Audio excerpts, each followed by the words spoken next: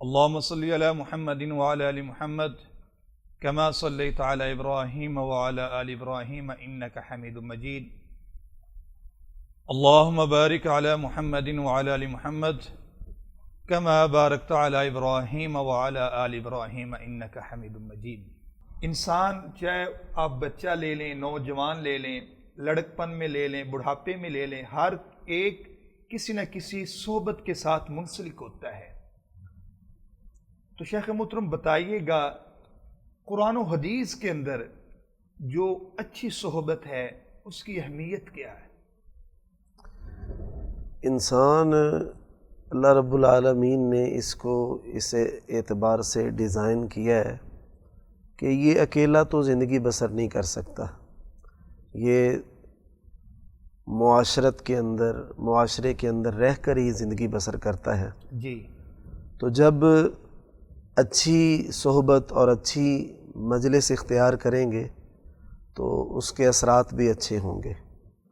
اسی لیے رسول اللہ صلی اللہ علیہ وسلم نے اچھی اور بری جو مجلس ہے اور صحبت ہے ان دونوں کو مثال دے کر سمجھا دیا.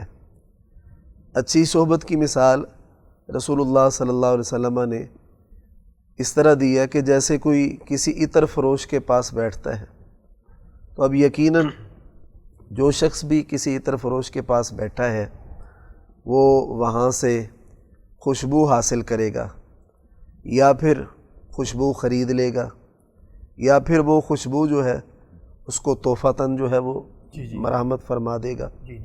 تو یقیناً اچھی جو مجلس ہے اس میں خیر ہی خیر ہے، اس کے بہت سارے اس شخص پر بھی اثرات ہوتے ہیں اور معاشرے پر بھی جو ہے بہت اچھے اس کے جو ہے وہ اثرات ہوتے ہیں.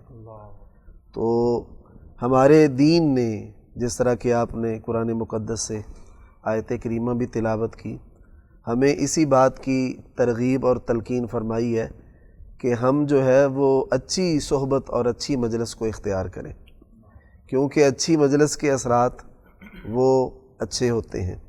اور ہم بہت سارے ایسے نوجوانوں کو دیکھتے ہیں اور جانتے بھی ہیں کہ جب ان کی مجلس اچھے لوگوں کے ساتھ تھی تو ان کے اوپر نیکی اور تقوی کا رنگ جو ہے وہ غالب تھا، لیکن جب ان کی مجلس تبدیل ہوئی تو پھر اس کے اثرات بد بھی جو ہے وہ ہم نے دیکھے. بہت سارے لوگ وہ نشہ کی لت میں مبتلا ہوئے سوسائٹی اور صحبت کے تبدیل ہونے کی وجہ سے.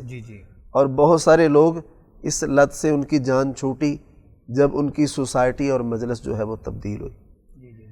رسول اللہ صلی اللہ علیہ وسلم نے وہ جو 100 بندے کا قاتل تھا اس کو حدیث میں آتا ہے کہ اس کو مجلس تبدیل کرنے کا کہا گیا اور سوسائٹی کو چینج کرنے کا اس کو کہا گیا. تو اس کے پیچھے بھی مقصد یہ تھا کہ مجلس بدلیں گے، صحبت بدلیں گے تو آپ کی زندگی جو ہے وہ بدلے گی. اس لیے ہمیں یہ معاشرے کے اندر یہی کوشش کرنی چاہیے کہ ہم اچھی مجلس جو ہے، اچھی سوسائٹی اختیار کریں، اہل علم کے ساتھ، علماء کے ساتھ، نیک لوگوں کے ساتھ، نماز پڑھنے والوں کے ساتھ جو ہے قربت جو ہے وہ اختیار کریں، اور اس کے یقیناً بہت اچھے اور دو رس نتائج جو ہے وہ مرتب ہوتے ہیں. بری صحبت کے نقصانات کیا ہوتے ہیں؟ جی، آج کا موضوع بڑا شاندار موضوع ہے. تربیت کے حوالے سے، تعلیم کے حوالے سے، اور معاشرے کے اندر جو اچھے یا برے اثرات مرتب ہوتے ہیں اس حوالے سے بھی. اور یہ بنیادی ضرورت ہے ہر گھر کی، ہر فرد کی. اور معاشرے کے اندر ہم دیکھ سکتے ہیں کہ بگاڑ کس وجہ سے پیدا ہو رہا ہے اور اچھائی کس وجہ سے بڑھتی ہے. تو ہمیں اپنے بچوں کی تعلیم و تربیت کے حوالے سے اس بار جو ہے وہ کڑی نظر رکھنی ہوگی کہ کون سے عوامل ہیں جن کی بنیاد پر ہماری نسل جو ہے وہ اچھائی کی طرف چلے گی اور ہماری نسل برائی کی طرف چلے گی. اور یہ تو ہے چھوٹے بچوں کے حوالے سے. اور دوسرے جو بڑی عمر کے افراد ہیں ان کے لیے بھی کہ اگر وہ اچھائی کی طرف چلنا چاہتے ہیں تو اپنی مجلس کو تبدیل کر لیں، اور اگر وہ گناہوں سے بچنا چاہتے ہیں، برے لوگوں کو چھوڑ دیں. میں قرآن کریم سے ایک آیت ہے یوم یعض الظالم علی یدیہ یقول یا لیتنی اتخذت مع الرسول سبیلا یا ویلتا لیتنی لم اتخذ فلانا خلیلا لقد اضلنی عن الذکر بعد اذ جاءنی وکان الشیطان للانسان خذولا۔ شان نزول کے اعتبار سے یہ آیت جو ہے عقبہ بن ابی معیط کے بارے میں نازل ہوئی۔ یہ وہ شخص تھا کہ مکہ میں بڑا جب بھی کسی سفر سے واپس آتا تو یہ دعوت بھی کرتا، دوست احباب کو بلاتا، لوگ اس کے کھانے میں شریک ہوتے۔ اس نے نبی صلی اللہ علیہ وسلم نے اس زمانے میں نبوت کا اعلان کیا ہوا تھا، آپ صلی اللہ علیہ وسلم تبلیغ کرتے تھے، اس نے نبی صلی اللہ علیہ وسلم کو بھی بلایا۔ آپ صلی اللہ علیہ وسلم اس کے گھر گئے تو آپ نے فرمایا کہ میں اس وقت تک کھانا نہیں کھاؤں گا جب تک تم اسلام نہ قبول کرو اور مجھے رسول نہ مانو، تمہارے گھر کا کھانا نہیں کھاؤں گا۔ تو اس نے کہا ٹھیک ہے، میں آپ پہ اسلام لاتا ہوں، میں آپ کو رسول مانتا ہوں، میں اللہ تبارک و تعالیٰ کو الہ مانتا ہوں۔ اس کے بعد جب اس کے دوست ابی بن خلف کو، بڑا جگری یار تھا اس کا، اس کی اطلاع ملی تو اس نے کہا کہ دیکھو تم نے بہت غلط کیا ہے، میری تمہاری اتنی اچھی دوستی تھی، ہم یار تھے، دوست تھے، اب تم ایسا کرو کہ اگر تو تم میری خاطر نبی اکرم صلی اللہ علیہ وسلم کو چھوڑ دو، وہ جو تم نے اقرار کیا اس سے مرتد ہو جاؤ، بلکہ ان کے مخالف بن جاؤ، تو پھر تو میں تمہارا دوست رہ سکتا ہوں، اور اگر تم نہیں ان کو چھوڑتے تو پھر میری تمہاری دوستی ختم۔ اس شخص کی بدبختی کی ہدایت آنے کے بعد اس نے کیا کیا کہ اس نے رسول اللہ صلی اللہ علیہ وسلم کو چھوڑ دیا اور مخالفین کا ساتھ دیا۔ اب میدان حشر میں یہ اسی کے کلمات ہوں گے کہ یا ویلتا لیتنی لم اتخذ فلانا خلیلا، ہائے افسوس مجھ کے اوپر، میرے اوپر افسوس کہ کاش میں اس شخص کو اپنا دوست نہ بناتا۔ لقد اضلنی عن الذکر بعد اذ جاءنی، اور اس نے مجھے ہدایت آنے کے بعد یقیناً مجھے گمراہ کر دیا۔ یہ نزول کو خاص کر لیں، اور عموم کیا ہے ہر اس شخص کے بارے میں کہ جو بری مجلس اختیار کرے گا یقینی طور پر اس کو وہ لوگ گمراہ کریں گے، ہدایت سے دور لے کے چلے جائیں گے۔ انسان کے دین پر بھی فرق پڑتا ہے، اثر بہت ہوتا ہے۔ ہاں جی، وہ نبی صلی اللہ علیہ وسلم فرمایا کہ آدمی جو اپنے دوست کے دین پر ہے تو اس سے چاہیے کہ وہ سوچے، غور کرے کہ کون سے لوگوں کو اس نے اپنا دوست بنانا ہے۔ یہ بڑا موضوع وسیع ہے۔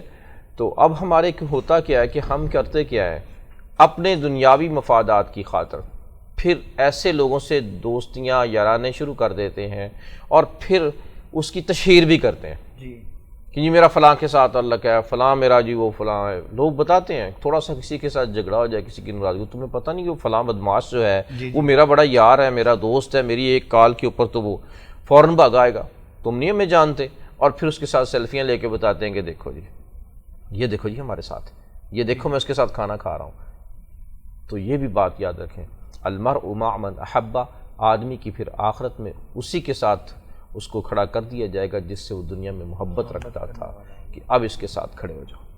اب لوگ چاہتے تو یہ ہیں کہ میرا انجام جو ہے وہ اچھا ہو، مجھے صحابہ کرام کے ساتھ کھڑا کیا جائے، مجھے انبیاء کرام کے ساتھ کھڑا کیا جائے، نیک صالحین لوگ ہوں، شہداء ہوں، اس طرح کے لوگ ہوں، اور میں ان کی صف میں کھڑا ہو جاؤں اور مجھے عزت ملے۔ لیکن کیسے؟ جب وہ وہاں پہ ہوگا اس کو فرشتے پکڑیں گے اور وہ اس برے آدمی کے ساتھ کھڑا کر دیں گے، اور وہ چیخے چلائے سے کہا جائے گا دنیا میں تمہاری محبت وضع میں، کردار میں، تمہارے بول چال میں، تمہاری جو ہے لباس میں، یا اب دیکھیں لباس میں بھی وضع ختم میں کیا دیکھتے ہیں، لوگوں نے بال رکھے ہوتے ہیں ٹیڑھے ٹیڑھے، اور یہ جو حجامت الٹی سیدھی بنائی ہوتی ہے، اور ان کی لباس کو دیکھیں تو پوچھیں تو کبھی کسی گلوکار کے ساتھ مل رہا ہوتا ہے، فنکار کے ساتھ مل رہا ہوتا ہے، کسی بدماش والی کٹنگ ہوتی ہے، اور پھر اس کے ساتھ جب مشابہت اختیار کرتے ہیں تو ان کے ساتھ ہی اٹھائے جائیں گے۔ شیخ محترم نے اپنی بات کے آغاز میں آیت کریمہ پڑھی، یا ایھا الذین آمنوا اتقوا اللہ وکونوا مع الصادقین، کیا ایمان والو اللہ سے ڈرو اور سچ بولنے والوں کا ساتھ اختیار کرو۔ اب اللہ تعالیٰ نے اس آیت کریمہ کے بعد اس بات کا نتیجہ بیان نہیں فرمایا کہ سچ بولنے والوں کی صحبت اختیار کرو، ملے گا کیا فائدہ ہوگا دنیاوی اور اخروی؟ تو دنیاوی فائدہ یہ ہوگا، میں نبی صلی اللہ علیہ وسلم کی سیرت مبارکہ سے اس آیت کریمہ کی وضاحت کروں گا۔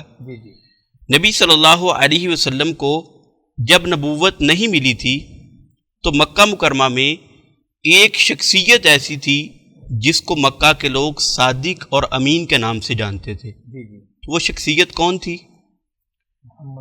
صلی اللہ علیہ وسلم، ہمارے پیارے نبی جناب محمد الرسول اللہ صلی اللہ علیہ وسلم. اور آپ صلی اللہ علیہ وسلم کو لوگ صادق اور امین کے نام سے جانتے تھے.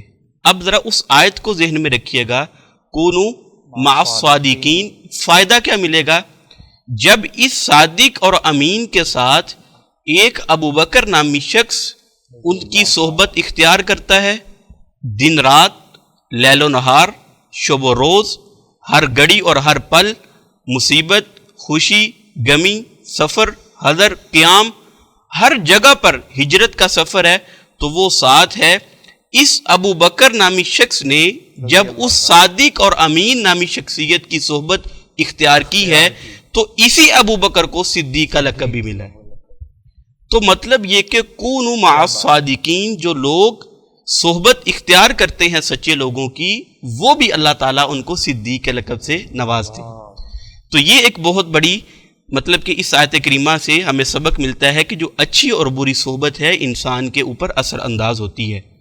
اور نبی صلی اللہ علیہ وسلم کے جتنے بھی صحابہ کرام ہیں، آپ ان کا اسلام سے پہلے والی زندگی کو دیکھیں، ان کا معاشرہ اسلام سے پہلے کا دیکھیں، اور وہی معاشرہ ان کا اسلام کے بعد کا دیکھیں. جب نبی صلی اللہ علیہ وسلم کی صحبت نہیں تھی، آپ علیہ السلام کا ساتھ نہیں تھا، تو معاشرے کے ڈاکو شمار کیے جاتے تھے، معاشرے کے زانی شمار کیے جاتے تھے، بہن بھائی کا حق کھانے والے شمار کیے جاتے تھے.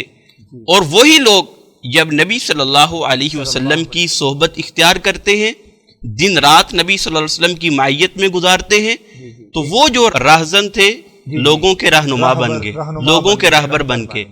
اور وہ جو بہن کا بھائی کا حق کھانے والے تھے، بہنوں کی عزتوں کے رکھوالے بن گئے. تو کس وجہ سے، کس بنیاد پر؟ کہ برے لوگوں کی صحبت چھوڑ کر صالحین کی صحبت اختیار کی، نبی صلی اللہ علیہ وسلم کی صحبت اختیار کی. تو اس لیے اللہ تعالیٰ نے انہیں یہ مقام اور مرتبہ دیا. اور اس کی مثال ایک بہت ہی سمپل سی اگر ہم اپنے معاشرے میں دیکھیں، ایک آدمی اینٹیں خرید کر لاتا ہے، اور ایک اینٹ ہے جس کو اس نے گھر بناتے ہوئے بیت الخلاء میں چنا ہے، اور ایک اینٹ ہے جس کو اس نے اپنے مسجد کے اندر چنا ہے. بنانے والا ایک، اس کا جو مٹیریل ہے وہ ایک، اور اس کے جو لگانے والا ایک، خرید کر لانے والا ایک. لیکن ایک اینٹ جو ہے وہ بیت الخلاء کی جگہ پر ہے اور ایک اینٹ مسجد میں لگی ہے. اور جو اینٹ بیت الخلاء میں لگی ہے وہاں پر ہم اپنا پاؤں رکھنا بھی پسند نہیں کرتے کہ جوتے کے بغیر ہمارا پاؤں وہاں پر آ جائے. اور جو اینٹ مسجد میں لگی ہے وہاں پر ہم اپنی پیشانی بھی ٹیک دیتے. تو کس بات کی وجہ سے؟ کہ اس اینٹ کی نسبت اچھی نہیں ہے اور اس اینٹ کی نسبت اور صحبت اچھی ہے. اور نبی صلی اللہ علیہ وسلم نے فرمایا کہ جو تکبر ہے اور جو فخر ہے، یہ فی اہل الخیل والابل واہل الوبر. آپ علیہ السلام نے فرمایا کہ جو تکبر ہوتا ہے، جو فخر کرنا ہوتا ہے، یہ جن لوگوں کے گھوڑے ہوتے ہیں، جنہوں نے اونٹ پالے ہوتے ہیں، یا جو لوگ ذمہ دار ہوتے ہیں، ان لوگوں میں فخر اور تکبر پایا جاتا ہے. اور جو لوگ بکریاں پالتے ہیں ان کے اندر سکونت ہوتی ہے اور وہ لوگ ذرا سلجھے ہوئے ہوتے ہیں. اب یہاں پر نبی صلی اللہ علیہ وسلم کی یہ حدیث کتنی بڑی ہمارے لیے ایک عظیم سبق ہے کہ ایک انسان اگر وہ جانور کی صحبت اختیار کرتا ہے تو اس کی جو عادات ہیں، اس کی جو وہ انسان میں شفٹ ہو جاتی ہیں. یعنی کہ وہ جانور ہے اور ایک طرف انسان ہے، لیکن جانور کی جو عادات ہیں وہ اس میں شفٹ ہیں. کیونکہ اونٹ میں، گھوڑے میں ایک تکبر فخر ہے، تو جو گھوڑے پالتے ہیں ان میں بھی تکبر فخر شفٹ ہوا، اور جو لوگ بکریاں پالتے ہیں ان کے اندر ایک سکونت اور متانت شفٹ ہوئی. تو جب ایک انسان کی فطرت جب جانوروں کی خصلتوں اور جانوروں کی عادات کو پک کرتی ہے، تو پھر جب ایک انسان برے انسان کی صحبت اختیار کرتا ہے تو وہ پک کیوں نہیں کرے گا؟ تو یہ جو بری صحبت ہے، اچھی صحبت ہے، یہ انسان کے اپنے جسم پر بھی اثر انداز ہوتی ہے. اور پھر انسان، اب دیکھیں نا نبی صلی اللہ علیہ وسلم کی کتنی پیاری مثال ہے. شیخ محترم نے حدیث پڑھی ہے کہ مثل جلیس الصالح کحامل المسک، کہ جو شخص نیک ہے نیک آدمی کا جو نیک دوست ہے اس کی مثال کستوری بیچنے والے کی طرح ہے۔ بری صحبت کی مثال ایسے ہے کہ جیسے بھٹی کو بھڑکانے والا ہے۔ نبی صلی اللہ علیہ وسلم نے اس حدیث کو بیان کرنے کے بعد آخر پر فرمایا کہ جو شخص بھٹی والے کے پاس بیٹھا ہوا ہے اس سے ایک چنگارا اڑ کر اس کے کپڑوں پر ڈال سکتا ہے۔ ایک باریک نقطہ میں یہاں پر بیان کروں گا کہ اگر وہ ایک انگارہ انسان کا جسم اندر ہے اور انسان کے کپڑے باہر ہیں، آپ علیہ السلام نے فرمایا کہ وہ کپڑوں کو نقصان پہنچا سکتا ہے، تو جب وہ ایک بری مجلس اور بری صحبت کپڑوں کو نقصان پہنچا سکتی ہے تو انسان کی فطرت، انسان کی سوچ اور انسان کے ذہن اور انسان کے دماغ اور انسان کے خیالات کو کتنا نقصان پہنچائے گی۔ تو اس لیے اچھی صحبت اور بری صحبت اس کا دونوں چیزوں پر اثر ہوتا ہے۔ بہت شکریہ شیخ محترم، آپ کی طرف آتے ہیں۔ آپ کو ماشاءاللہ شعبہ تدریس سے تعلق بھی ہے، آپ ٹیچر بھی ہیں اور طلباء کی نبض کو بھی سمجھتے ہیں، نوجوانوں کی نبض کو بھی سمجھتے ہیں۔ والدین ان کے لیے کون سی ایسی وہ احتیاطی تدابیر اپنائیں کہ ان کے بچے بری صحبت سے بچ سکیں، یا وہ نوجوان کہ جو چاہیں کہ ہمیں اچھی صحبت میسر رہے، جو غلط سوسائٹی ہے ہم اس سے محفوظ رہیں؟ بسم اللہ الرحمن الرحیم۔ یقیناً ہر والدین اس بات کے وہ خواہش مند ہوتے ہیں کہ ہمارے بچے جو ہیں وہ کسی بری سوسائٹی میں یا کسی بری لت میں مبتلا نہ ہو جائے، اور اس کے لیے ہر والدین جو ہے وہ اپنے تئیں کوشش جاری رکھتے ہیں۔ اس حوالے سے اگر والدین چاہتے ہیں کہ ہماری جو اولاد ہے ان کے اوپر اچھا رنگ چڑھے، وہ اچھی صحبت اختیار کریں، تو بچوں کے لیے جو سب سے یعنی اہم چیز وہ والدین کا، والد کا اور اسی طرح والدہ کا کردار ہے۔ تو اگر کوئی بھی والدین وہ یہ پسند کرتے ہیں کہ ان کے بچے اچھی سوسائٹی میں بیٹھیں، ان کے اوپر اچھے اثرات جو ہیں وہ مرتب ہوں، تو وہ اپنی مجلس میں بچوں کو جو ہے وہ بٹھائیں اور اپنی صحبت میں بچوں کو بٹھائیں، تو یقیناً اس کے بہت اچھے اثرات مرتب ہوں گے، کیونکہ بچے جو ہے وہ والدین سے سیکھتے ہیں۔ تو اب اگر والدین کی صحبت اور سوسائٹی وہ اچھی ہوگی تو بچے جو ہے وہ یقیناً اچھی چیزیں سیکھیں گے اور اس کے ان کی آنے والے مستقبل کی زندگی پر اچھے اثرات ہوں گے۔ اور اگر والدین کی سوسائٹی، ان کی مجلس، ان کا رہن سہن اور اٹھنا بیٹھنا اچھا نہیں ہے تو یقیناً جو بچے ہیں وہ اچھے اثرات جو ہیں وہ نہیں لیں گے۔ تو گزارش کرنے کا مقصد یہ ہے کہ والدین کو چاہیے کہ وہ اپنے بچوں کو اگر اچھی سوسائٹی اور اچھا ماحول پرووائڈ کرنا چاہتے ہیں تو سب سے پہلے خود اپنے آپ کو جو ہے وہ ایک اچھے ماحول کے اندر ڈالیں، تاکہ بچے جو ہے وہ مستقبل میں ایک اچھے ماحول اور معاشرے کے جو مفید فرد ہیں وہ ثابت ہو سکے۔ شیخ محترم کی ایک بات میں ایڈ کرنا چاہتا ہوں۔ ان کے پاس جانے کا اتفاق ہوا تو میں بیٹھا ہوا تھا، شیخ صاحب کا بیٹا آیا اور یقین کریں جب اس نے آ کر سلام لیا اور ملاقات کی، ہمارے استاد جی بیٹھے ہوئے تھے، وہ نعمان بشیر صاحب، میں بھی اس کی تائید کرتا ہوں، وہ جو احترام تھا جی اور وہ بچہ ماشاءاللہ جو ہے اتنے اچھے انداز کے اندر کہ میں نے مطلب بہت سارے شاگرد بھی اساتذہ کرام سے ملتے دیکھے ہیں، تو ماشاءاللہ ایک واقعتاً ایک جھلک نظر آئی کہ واقعتاً جو والدین ہوتے ہیں اولاد پر ان کا اثر ہوتا ہے، اور نبی صلی اللہ علیہ وسلم کی سیرت سے اس کی بہت بڑی مثال ہے۔ مجلس لگی ہوئی ہے، صحابہ کرام تشریف فرما ہیں، حضرت عبداللہ بن عمر رضی اللہ تعالیٰ عنہما بھی بیٹھے ہوئے ہیں۔ اللہ کے نبی علیہ السلام نے سوال کیا کہ اللہ تعالیٰ نے قرآن مجید میں مومن کی ایک درخت کے ساتھ مثال بیان کی ہے، وہ درخت کون سا ہے؟ اب بڑے بڑے صحابہ کرام بیٹھے ہوئے ہیں، بڑے بڑے جو ہیں وہ علماء بھی ہیں اس میں، اور آپ علیہ السلام کے سب سے زیادہ قریب رہنے والے بھی ہیں، لیکن جواب کسی کے ذہن میں نہ آیا۔ تو جب مجلس ختم ہوئی، گھر پہنچے تو عبداللہ بن عمر رضی اللہ تعالیٰ عنہما نے اپنے باپ حضرت عمر بن خطاب رضی اللہ تعالیٰ عنہ کو کہا کہ ابو جی مجھے اس کا جواب معلوم تھا لیکن میں نے بتایا نہیں۔ پوچھا کیا جواب تھا؟ جی وہ کھجور کا درخت تھا اور مجھے معلوم تھا جو آپ علیہ السلام نے جواب پوچھا تھا۔ تو بیٹا آپ نے بتایا کیوں نہیں؟ جب آپ کو جواب علم تھا، کوئی اور جواب نہیں دے رہا تھا تو آپ نے کیوں نہیں بتایا؟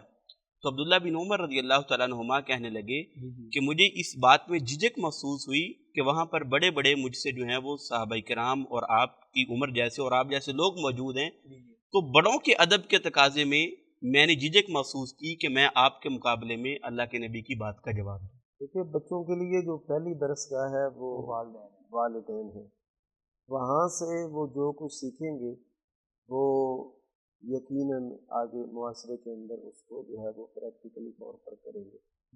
بہت سارے والدین وہ یہ خواہش تو رکھتے ہیں کہ ہمارے بچے جو ہیں وہ نیک بنے اور ان کی جو ہے صحبت اور مجلس اچھی ہو، لیکن وہ خود اچھی مجلس کو اختیار نہیں کرتے۔ تو اب یہ کیسے ممکن ہے کہ جب والدین جو ہے وہ اچھی مجلس کو اختیار نہیں کرتے تو بچے اچھی مجلس اختیار کر لیں؟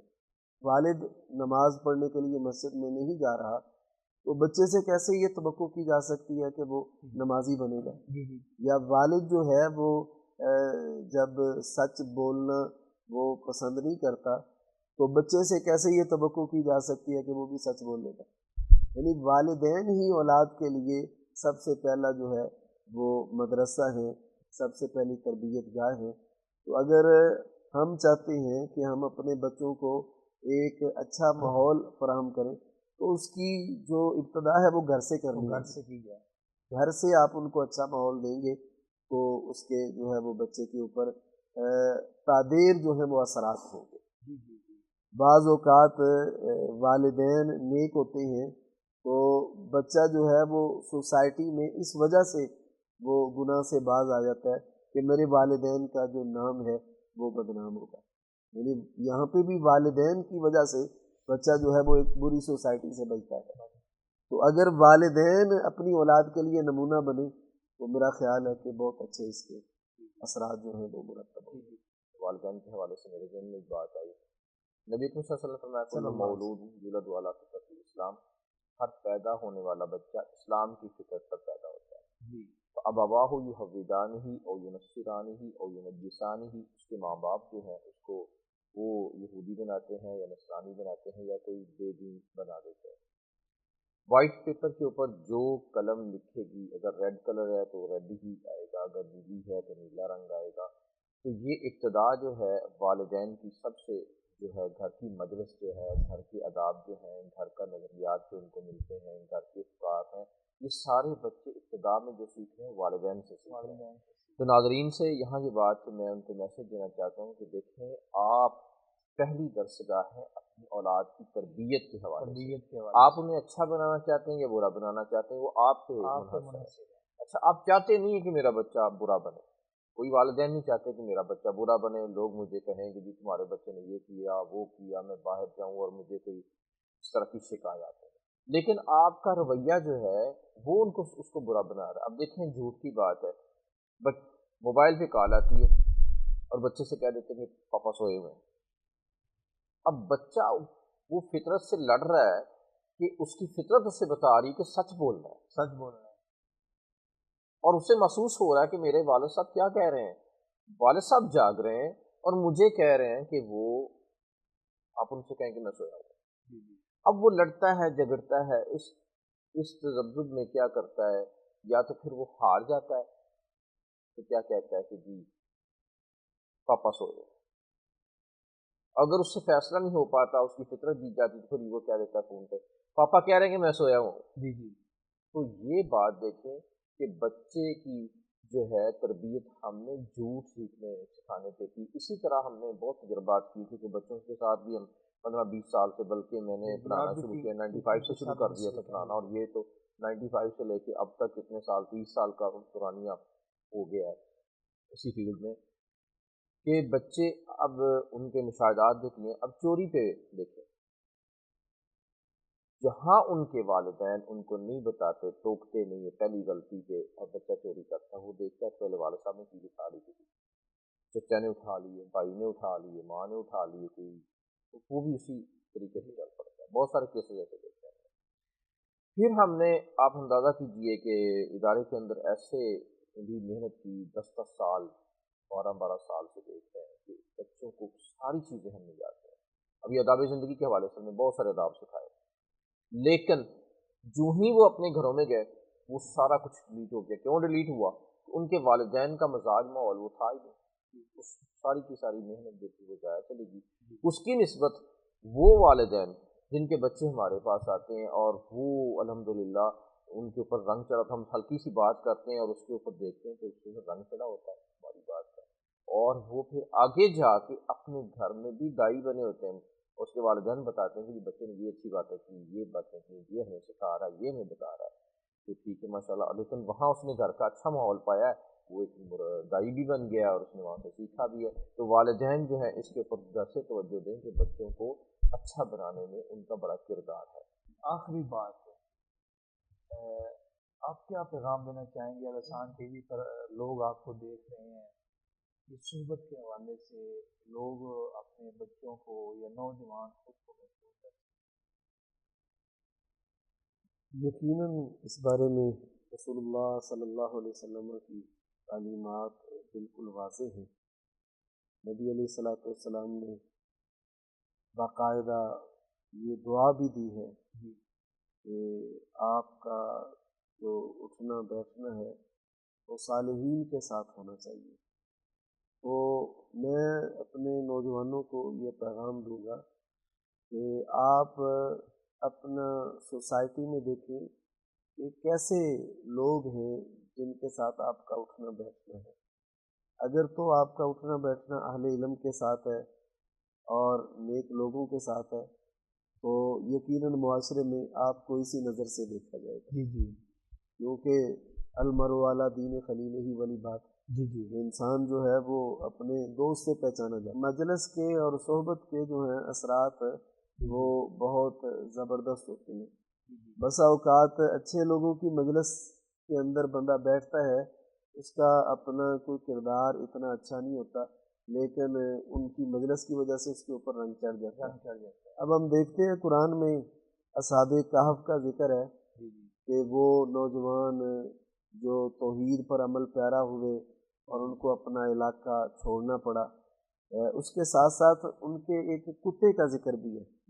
اب کتا دیکھیں یہ نجس عین ہے، یہ پلید ہے، نجس ہے، لیکن ان لوگوں کی صحبت کی وجہ سے آج اس کا بھی باقاعدہ جو ہے وہ ذکر ہوتا ہے.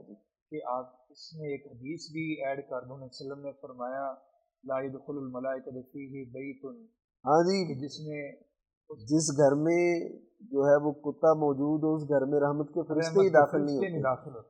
لیکن یہ دیکھیں کہ اچھے لوگوں کے ساتھ بیٹھنے اور ان کے ساتھ رہنے کی وجہ سے اس کو باقاعدہ جو ہے اس کا ذکر ہوتا ہے کہ وہ 6 تھے، 7واں ان کا کتا تھا، یا 5 تھے، 6واں ان کا کتا تھا. تو یہ ایک اچھی صحبت کے اثرات ہیں. میں آج کے پروگرام میں اپنے معزز مہمانوں کے ساتھ آپ سے اجازت چاہوں گا. انشاءاللہ العزیز کل دوبارہ ملاقات ہوگی. السلام علیکم ورحمۃ اللہ وبرکاتہ.